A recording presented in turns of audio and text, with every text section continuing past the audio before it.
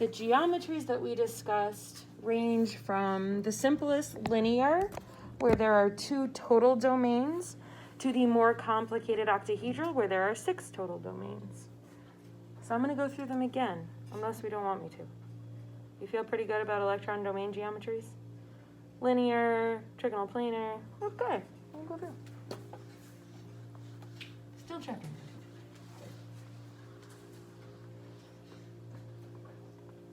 Okay. So we're going to make a chart. Total domains. Then we're going to identify the number of bonding and non-bonding. And we're going to look at electron geometries. And then we're going to take it a step further, and we're also going to toss in the molecular geometries here. Just because doing it all at once kind of makes more sense. Just remember that the difference between an electron geometry, which includes everything, and a molecular geometry is bonding domains only.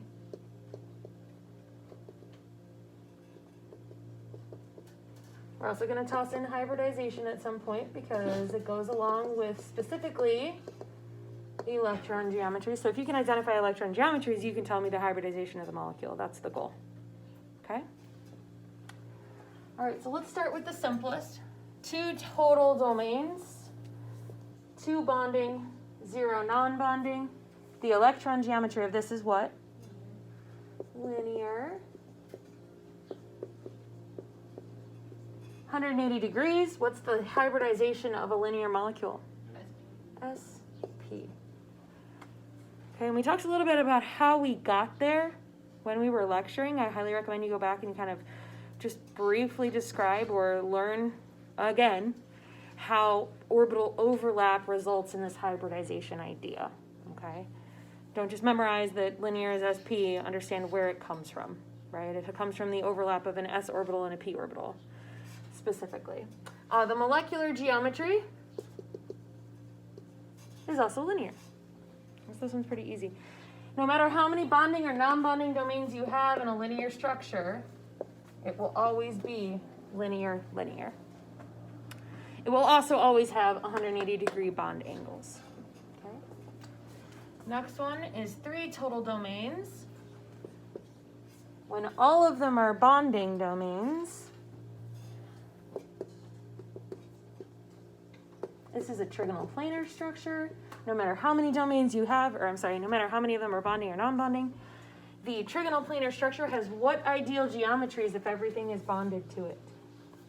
Anybody remember? Bond angle? 120 degrees. Again, only when everything is a bonding domain.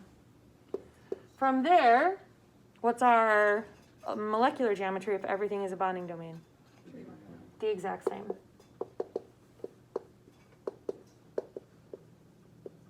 Okay. If we have 2 and 1, 2 bonding, 1 non-bonding, we still have trigonal planar. What happens to our bond angle? Yep. The lone pair changes the bond angle. What's the hybridization of these? SP2. And this is bent. Okay. Do we have to go through and do this? No. Why? Well, for one thing, because if we have 2 things bound to each other and the rest of them are invisible, the only thing we care about is this linear molecule. Right? There is no geometry. That's why we don't go all the way down to 1 thing bound every time. Okay? All right, 4 is our next one. When 4 things are bound, it's a tetrahedral structure. What's the ideal bond angle? Exactly 109.5 degrees. The hybridization? SP3. since all three things are bound to it, are bonding domains, tetrahedral.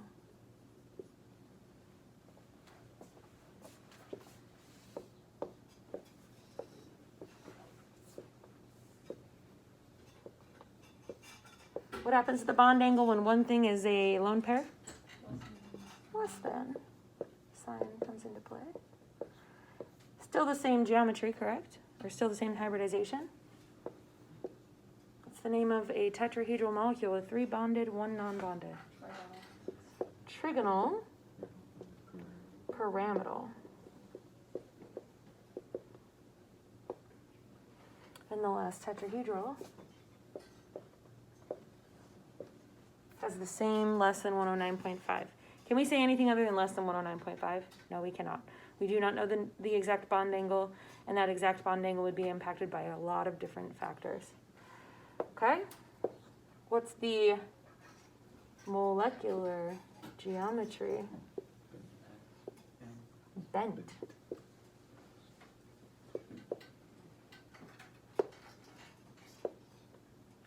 Woo. Are these two bent structures different? They are. One has a less than 120 degree angle, one has a less than 109.5 degree. Would I expect you to know that these two are different as far as the bent structure? Yeah, because I'd be looking for bond angles as well. Okay? Yes? Wait, so is it the 3-in-1 that's bent, or is it the... No, the 3-in-1 is trigonal planar. Okay. Sorry. The 2-in-2 is He's bent. bent. Sorry. My arrows got a little happy. All right. Do you want me to go over 5 and 6? Generally, the only questions you'd be asked about 5 and 6 are, this molecule is this geometry. What are the bond angles? So what are the bond angles in something with 5?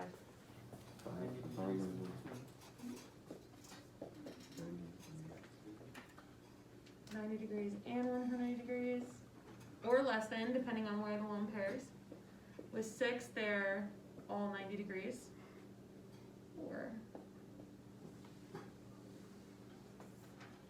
the only other option in this one is 180 degrees, and that's when only the axial things are made. Okay, what's the other thing that I can expect you to know about this? The hybridization. All right. Well, that was molecular geometries. From there, we talked. From there, we talked about polarity and bond dipoles.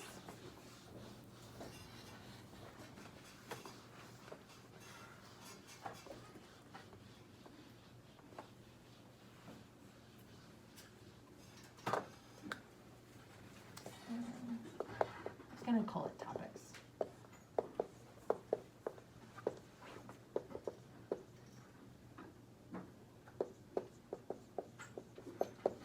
What does a lone pair do to a structure? I like squishes. I'm going to use that.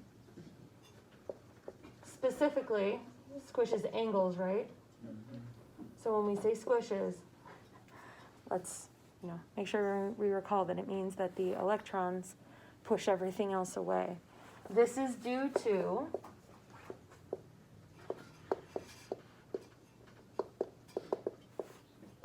a phenomenon known as electron repulsion. Okay. We talked about bond dipoles. We introduced the idea of a bond dipole in chapter 8. But this comes from what? The difference in electronegativity between two things. Okay? We then take a bond dipole and we determine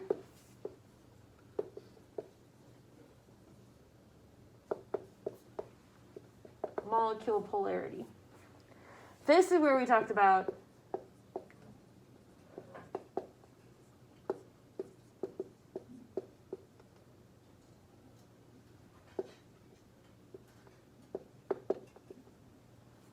symmetry versus asymmetry. A symmetrical molecule will be polar, oops, nonpolar, and an asymmetrical molecule will be polar. What causes things to be asymmetrical? Good. Can be caused by lone pairs. What else?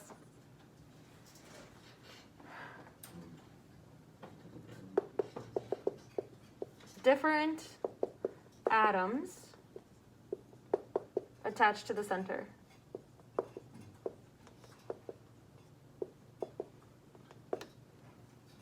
Okay? Two things that can cause polarity. When a molecule is polar, it has a dipole moment. When a molecule is nonpolar, it has no dipole moment.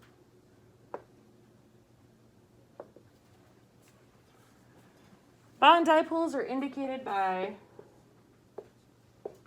these lovely structures. Dipole moments are also indicated by these lovely structures, or these lovely symbols. Those symbols indicate the direction where electron density is greatest. So the arrow itself points towards where the electrons are most likely to be, okay, or where they're being pulled toward. Right. Other topics. We talked hybridization, so then we want to talk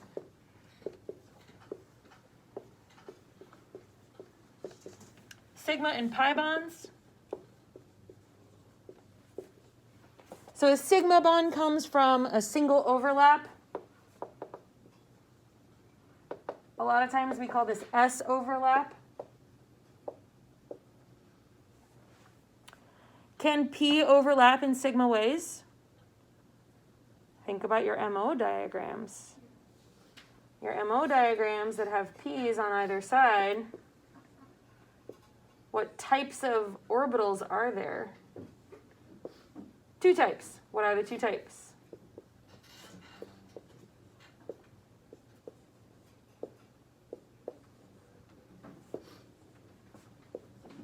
What is this guy?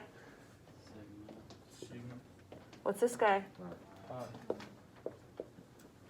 So can P overlap in a sigma way? Yes. It's still going to be a single overlap. Okay, so if we think about the shape of an s orbital,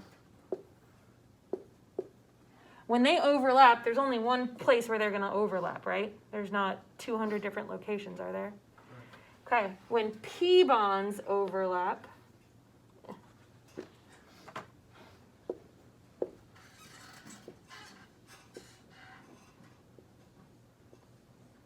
got the dumbbells, right?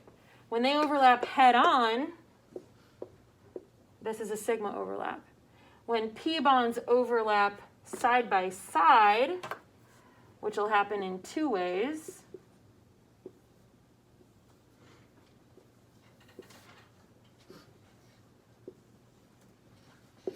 this is pi overlap. Okay, and this is something that the pictures in your book are trying to teach you. So there are always two of these types of overlap with a p orbital, and there's always one of these types of overlap with a p orbital.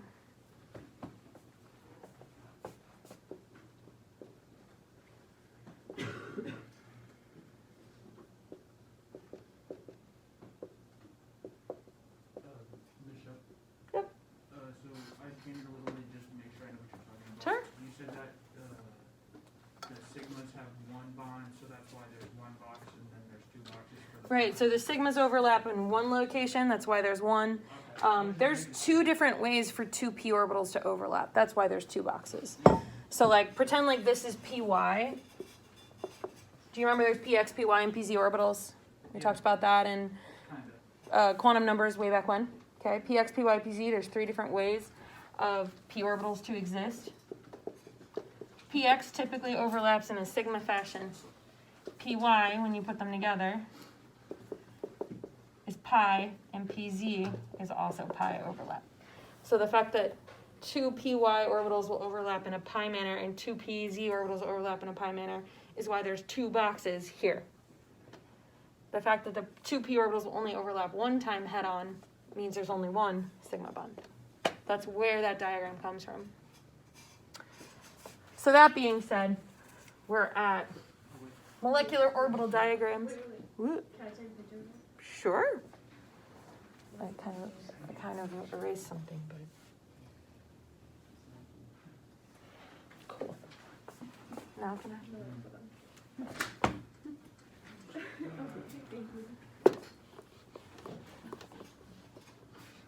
All right, so what's next on this chapter?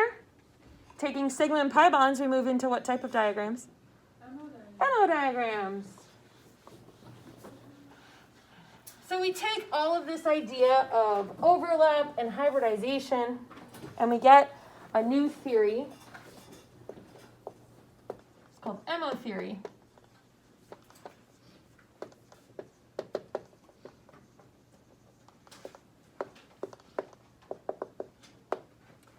MO standing for molecular orbital. With our MO theory, we use this idea that a P has a sigma and a pi and 2 pi, and that when an S overlap happens, the only type of bond they can form is a single sigma. And we introduce this idea of antibonding orbitals. Okay. For every bonding orbital there should be an antibonding orbital on your diagrams as well. We also went through and we talked about how 1s orbitals are only useful for like 2 atoms. So beyond 1s, we moved into 2s and 2p.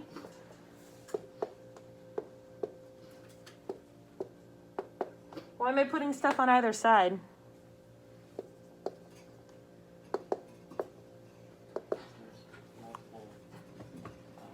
What are we using these to model? Bonds between 2 atoms.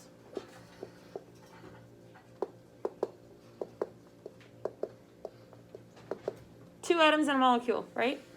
So we use these to model what types and number of bonds between any 2 atoms. Do you need to have the diagram memorized? No. I will give you the diagram.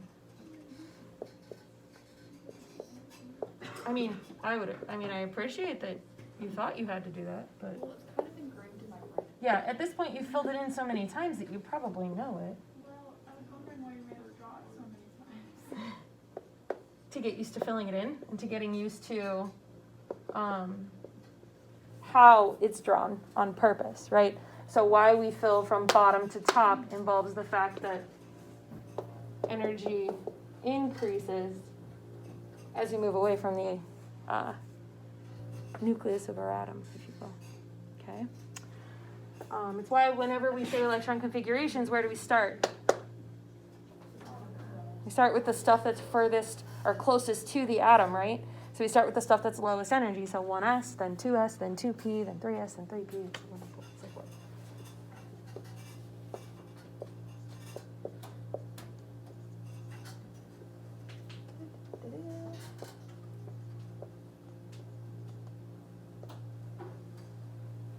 Could you theoretically do this for 3s and 3p? Yeah. Yes. Would anything be different? No, this diagram would be exactly the same. Okay, so from here, we can predict a few things if we're looking at a specific type of atom. Let's do the FC bond. How about that? So when we do this, we put F on one side, we put C on another. For funsies, let's add a charge because that seemed to trip some of us up. We can, when we have a charge on the molecule, we're just going to give one of these two the charge. I'm going to give it to this one because it's on the left. No particular reason. From there, we fill in. So with an F orbital, We're in row 2. What's the designation? What's the electron configuration?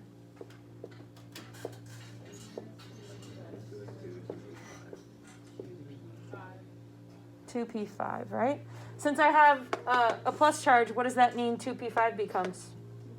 2p4. We're subtracting an electron from our diagram. Okay, what about carbon?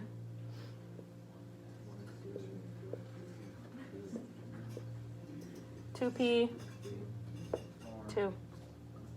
2p2. 2p2. All right. Then we're going to fill in. We're going to fill in the outer boxes first. This has 1s2, 2s2, 4. Carbon has 1s2, 2s2, 2p2. All right. From here, we take what's on the outside and we put it on the inside. And you'll see that there's a reason why we ignored the 1s. It always fills. And remember, everything in the antibonding orbital cancels out anything in the bonding orbital. So the 1s electrons, according to this diagram, do not participate in bonding. That's what this tells me. When you have orbitals that are completely canceled out, they are not participating in the bonding. As we go and we fill, the next one we're going to do is the 2s. Again, these will not participate in the bonding because they cancel each other out. So when I say there's a sigma bond or a pi bond, I can be more specific and I can say there's a sigma 2p bond. There are no sigma 2s bonds. These diagrams give us a lot of information. So then we fill with the 2p. We've got 4 over there and I've got 2 over here, so I've got a total of 6. Fill my orbitals. From here, what information can I know? What information do we know? Can I calculate? Bond order. Let's do bond order first. We do total number of bonding. Do you want to include the S's? Yeah. Sure. So there's 2 bonding down here. There's 2 bonding electrons here. And then there are 6 in these orbitals, correct? So that's a total of 10. Remember, it's 1/2 times the total number of bonding minus the total number of antibonding. How many antibonding electrons do I have? 2 here. 2 here is 4. According to this, my bond order is a 3. What does a bond order of 3 mean? It means a triple bond. I like it. So we're taking information from here and we're saying, okay, so there's a triple bond. Cool. Woo. All right, what else can we say? That there is 2p. 1 sigma 2p and 2 pi 2p orbitals. If you look back in this chapter, when we were introduced to sigma and pi bonding, we were told a single bond has a sigma bond, a double bond has a sigma and a pi bond, and a triple bond has a sigma and 2 pi bonds. Did you just prove that a triple bond has a sigma and 2 pi bonds? Yes. You did. MO theory is there to prove some of the assumptions that have been made using VSEPR theory. The whole reason we talk about it at the end of the chapter is because it supports everything we've discussed previous. Okay? Is there any other information we can take from this diagram right now? No. Other than that the sigma 2s and the sigma 1s bonds don't participate in bonding, there's really not a whole lot else that we can do. Yes? I have a question. If you have a charge, do you just put it on one and that will? Just put it on one. Yeah. So if it's like a +2 charge, put it on one atom. If it's a +1 charge, put it on one atom. If it's a -1 charge, put it on one atom. Pick an atom. Doesn't matter. Because what happens to all of the electrons on the outsides at the end anyway? They're all going to get placed in the diagram in the middle, right? Try to remove the electrons or add electrons to an atom that has an area for it to happen, right? So for instance, if I had removed it from here, that's okay. But if I remove 3 electrons from carbon, then I'm messing with the s orbital, and I don't really want to do that. I'd rather you remove it from here, right? Because you'll still have p electrons left. Okay? What other questions do you have? What's chapter 9? Okay. Remember your short answer. Oh, paramagnetic and diamagnetic. Damn it, I keep forgetting. Okay. So, I forgot it during lecture 2. Can I? All right, so let's use this diagram for one more piece of information. And you all missed it. Paramagnetic and diamagnetic. What does it mean if it's paramagnetic? It has an unpaired electron, okay? What does it also mean about the behavior of the molecule? It interacts with a magnetic field. It has magnetic properties. Okay? What's the difference between that and diamagnetic? It has paired electrons, Paired electrons, and it does not magnetic. and it is not magnetic. Okay. When we say unpaired electrons and paired electrons, we mean in the highest occupied molecular orbital. The highest occupied molecular orbital for this structure is what orbital? Pi 2p. So we're looking at the pi 2p orbitals. Both of them are paired, are they not? So is this substance dia or paramagnetic? Diamagnetic. Okay? That's all it is. Yeah. So it's even versus odd. Pretty much. Even versus odds. Yep, that sounds right. Okay. Any other questions?